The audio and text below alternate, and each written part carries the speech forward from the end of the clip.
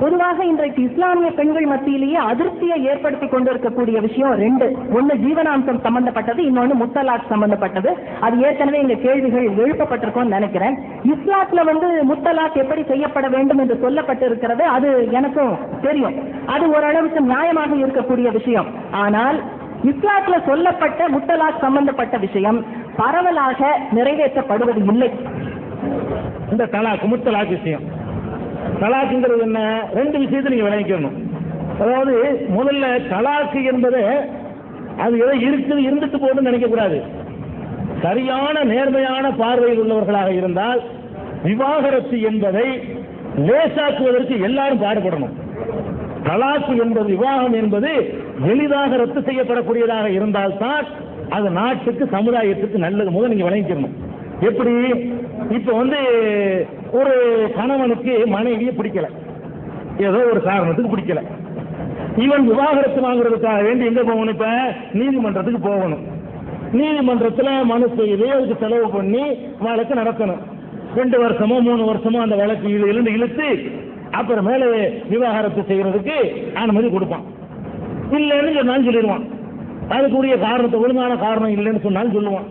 இவன் ஒழுங்கான காரணம் சொல்றதுக்காக என்ன பண்ணுவான், என் மனைவி நடத்த கட்டவள் அப்படிமா, அப்பெல்லாம் கிடைக்கும். இன்னொருத்தன் தீர்மானம், நல்ல கும்பலையா இருந்தா வேற எதை பிடிக்காம இருந்திருக்கேன், விவாகரத்து வாங்குவதற்காக வேண்டி பெண்கள் மேல பழி சுமத்தக்கூடிய காட்சிகளை நம்ம இன்னைக்கு பார்த்துக்கிட்டு இருக்கிறோம். அல்லது என்ன செய்யறான்னு கேட்டா, இந்த ஸ்டவ் அடிக்குது பாருங்க, இது ரொம்ப முக்கியமான விவகாரம் நான் சொல்லக்கூடியது. நாட்டில் ஸ்டவ் அடித்து பெண்கள் சாகுறாங்க இல்லையா, அது சம்பந்தமா பேப்பர்கள்ல செய்தி வருதா இல்லையா, பாராளுமன்றம் வரைக்கும் பேசுறாங்கல்ல. ஸ்டவ் அடிக்கிறவனுடைய மர்மம் என்ன, மனைவியை பிடிக்கல என்ற உடனே கோர்ட்டுக்கு போய் ரத்து பண்றதுக்கு 3 வருஷம் ஆகும்னு சொன்ன உடனே இவன் என்ன பண்றான், ஈஸியான வேலை, ஸ்டவ் அடிச்சுட்டு போகுது. 1 லிட்டர் தானங்க தேவை, ஊற்றி விட்டு ஒரு சீக்கிச்சு தானங்க முடிஞ்சு வச்சுக்கத. சமைக்கும் போது ஸ்டவ் அடிச்சு எடுத்து போயிட்டாங்கன்னா அடுத்த வாரம் கல்யாணம் பண்ணிட்டு போயிடுவான்.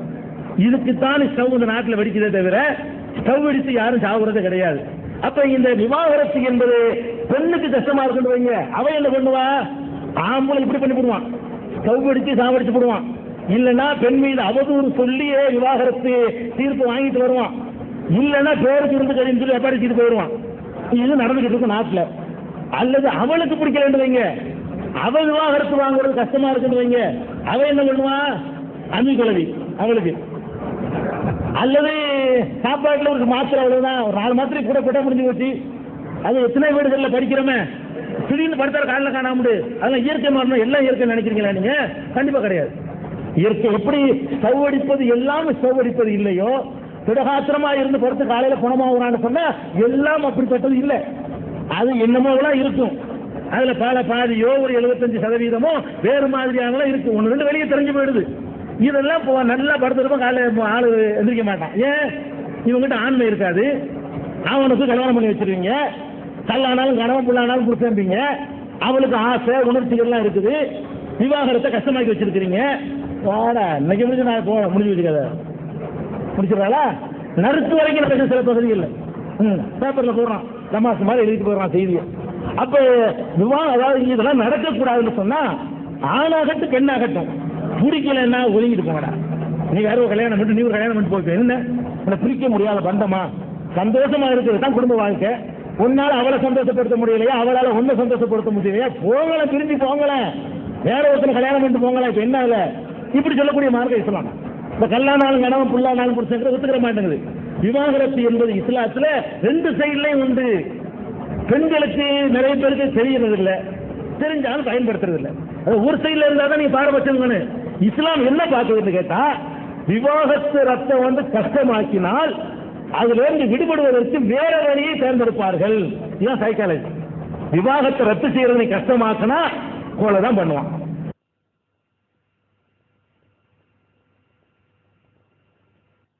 அவனும் பண்ணுவான், அவனும் பண்ணுவான். அவன் கோர்ட்ல என்ன செய்ய தெரியுமா, ஏதோ ஒண்ணு பிடிக்காம இருக்கு, இவன் போடுங்க ஆம்பளை இல்லைங்கன்றுவான். அப்பதான் விவாகரத்துக்கு தீர்ப்பு கிடைக்கும். அப்புறம் இன்னொருத்தன் பொண்ணு கொடுக்க மாட்டான், வேற ஒரு பொண்ணு எங்க கிடைக்கும். இவன் நடத்த கட்ட வேண்டுவான், அவன் ஆண்மையற்ற வேண்டுவான். இப்படி எல்லாம் ஏன் போட்டு பிடிக்கலையா போட்டு காரணத்தை விசாரிச்சுக்கிட்டு ஒட்டு தள்ள இவன் நடக்கும். இல்லைன்னா பேருக்கு மனைவியும்பா, பேருக்கு புருஷன்பா, அவனுக்கு கள்ளக்காதலும் இவனுக்கு கள்ளக்காதலையும் இருக்கும். இதெல்லாம் நடக்க போகுது நாட்டில். சந்தோஷமா இருக்க முடியுதா இருங்க, அழகா பிரிஞ்சுக்கிட்டு அவர்களுக்கு வேண்டிய இன்னொரு வாழ்க்கை துணையை தேர்ந்தெடுத்துக்கிறங்க. இது இஸ்லாம் சொல்லுது. அதுல நல்லா விளைக்கிறது, விவாகரத்து என்பது தலாக் என்ற விவாகரத்து உரிமை ஆண்களுக்கு இருக்கிற மாதிரியே பெண்களுக்கும் இருக்கிறது. நல்ல ஆபத்தை வச்சுக்கணும். நபிகள் நாயகம் அவர்கிட்ட ஒரு பெண்மணி வர்றாங்க, வந்து அல்லாஹ்வுடைய தூதரே அப்படிதான் கூப்பிடுவாங்க, அல்லாஹ்வுடைய தூதரே, என் கணவருடைய குணத்தில் நான் குறை காணவில்லை, அவருடைய நடவடிக்கையிலும் நான் குறை காணவில்லை, ஆனால் அவரோடு நான் குடும்பம் நடத்தினால் நான் அல்லாஹ்வுக்கு மாறு செய்து விடுவேனோ என்று பயப்படுகிறேன் அப்படிங்கிறாங்க. அதுக்கு என்ன அர்த்தம்? அதாவது நல்ல குணம்லாம் இருக்கு, இந்த பெண்ணை திருப்திப்படுத்தக்கூடிய அளவுக்கு அவர்கிட்ட வந்து அந்த ஆண் நிலையோடு இருக்குன்னு அர்த்தம் இருக்கு. இவர் நான் வாழ்க்கை நடத்தி இதுல அவர் ஒழுங்கா நடக்க முடியாம போய் நான் ஒரு தப்பு தண்டாவா நடந்து அப்படி ஆயிரணும்னு பயமா இருக்குது அப்படின்னு அந்த பெண்ணு குணத்துல குறைச்சல. என் புருஷன் அழகான குணம் உள்ளவர், ஆனால் அவரோட நான் வாழ்க்கை நடத்தினா நான் வந்து கெட்டு போயிருவோம் போல இருக்கு அப்படின்னு சொல்றாங்க. உடனே நபிகள் நாயகம் என்ன சொல்றாங்கன்னு கேட்டா, அந்த மகர் வாங்கினீல, மகர் ஒரு தோட்டத்தையே மகரா வாங்கியிருக்காரு, அந்த பெண் வாங்கியிருக்கிறாங்க. மகர் என்று நீ ஒரு தொகையை வாங்கினீல, ஆமா, ஓன் சைட்ல இருந்து கேட்கறதுனால அது திருப்பி கொடுத்துரு, திருப்பி கொடுத்துட்றேன், அதுக்கு மேல வேண்டாலும் கொடுக்குறேன் அப்படிங்குது அந்த அம்மா. திருப்பி கொடுத்துருன்னு சொல்லி இந்த திருமணம் ரத்து செய்யப்படுகிறேன்னு முடிச்சுட்டாங்க, ஜட்மெண்ட் பண்ணிட்டாங்க. அப்ப திருமணத்தை வந்து இவங்க மகர் வாங்கினாங்க இல்ல, அதை திருப்பி கொடுத்துட்டு அப்பவே ரத்து செய்து வருவது எந்த காரணத்தையும் விரிவா விசாரிக்கவே இல்லை, உடனே ரத்து செய்யறாங்க. இது நபிகள் நாயகம் அவர்கள் வழங்கிய தீர்ப்பு. அந்த அடிப்படையில் விவாகரத்து என்பது இப்படி லேசாக இருக்கணும். அது மாதிரி ஆண்களுக்கும் நீ வந்து விவாகரத்து, ஆண்களுக்கு என்ன பண்ணுதுன்னா இவங்க கொஞ்சம் கோபம் அதிகமா உள்ளவன் சுபாவத்திலேயே, அதனால இவன் வந்து அவசரப்பட்டு சொல்லிட்டு உணருவான், கும்பலை அவசரப்பட்டு முடிச்சுக்கிறேன்னு சொல்ல மாட்டான். அதனால அவளுக்கு 3 சான்ஸ் கொடுக்கல. இவனுக்கு என்ன பண்ணிருக்கு இஸ்லாம்னு கேட்டா, எப்படியாவது என்ன பாதிப்பு பெண்களுக்கு தான், அவசரப்பட்டு தலாக்குன்றுவான், மறுபடியும் அவன் சேர்ந்து வாழ்வது நினைக்குவான். அதனால ஒரு 3 டைம் கொடுக்குது இஸ்லாம். எப்படி 3 டைம் கொடுக்குது? முதல்ல என்ன செய்யணும்னு கேட்டா, அவளுக்கு வந்து அது நிறைய விஷயங்கள் இருக்கு. தலாக்கு சூரத்துல் பக்ரா 2வது அத்தியாயத்துல விவாகரத்தை பற்றி குர்ஆன் வசனம் வரிசையா சொல்லிட்டு இருக்குது.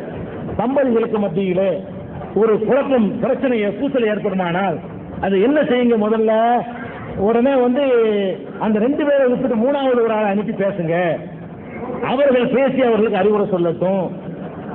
அதுக்கப்புறம் கொஞ்ச நாளைக்கு தற்காலிகமா பிரிஞ்சுக்கிறீங்க, படுக்கையிலிருந்து விலகுங்கள்னா தற்காலிகமாக குடும்ப வாழ்க்கையில் ஈடுபடாம பிரிஞ்சுக்கிறீங்க.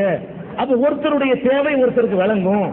அதுக்கு பிறகு உங்களுடைய அந்த கசப்பு நீங்களே சொன்னா நீங்க என்ன செய்யுங்க? விவாகரத்து பண்ணிக்கிறீங்க. அப்படி விவாகரத்து 3 டைம் பண்ண சொல்லலாம். ஒரே தடவை தலாக் தலாக் தலாக்னு சொன்னாலும் அது ஊர் தலாக்கு தான் இஸ்லாத்துல. ஊர் தடவை விவாகரத்து பண்ணிட்டான். இது மாதிரி இன்னும் 2 சான்ஸ் அவனுக்கு இருக்கு. விவாகரத்துன்னு சொன்ன பிறகு திரும்ப சேர்ந்து வாழ்றாருன்னா சேர்ந்து வாழ்ந்து கொள்ளலாம். அப்புறம் ஒரு தடவை கொஞ்ச நாளைக்கு பிறகு விவாகரத்து பண்றேங்கிறான், அப்புறம் சேர்ந்து வாழ நினைக்க சேர்ந்து வாழ்ந்து கொள்ளலாம். அதுக்கப்புறம் கொஞ்ச நாளைக்கு பிறகு சேர்ந்து வாழ நினைக்கிறான், சேர்ந்து வாழ்ந்து கொள்ளலாம். 3வது தடவை சொல்லிட்டாலும் சேர்ந்து வாழ முடியாது. இவ்வளவுதான் இஸ்லாம் சொல்லக்கூடியது. இதுல எந்த வகையிலையும் பெண்களுக்கு கொடுமை நீங்க சொல்ல முடியாது. நான் சொல்லக்கூடிய ஒரே கேள்வி என்னன்னா, சரி இப்படி ஒரு விவாகரத்தை வேணும், எடுத்துருவோம். இந்த ஸ்டவ் அடிக்கிறத எப்படி தடுப்பீங்க? இந்த நெருக்கையை எப்படி தடுப்பீங்க? இந்த விஷத்தை வச்சு கொள்றதை எப்படி தடுப்பீங்க? அம்மிக்கிழமையை போட்டு கொள்றதை எப்படி தடுப்பீங்க?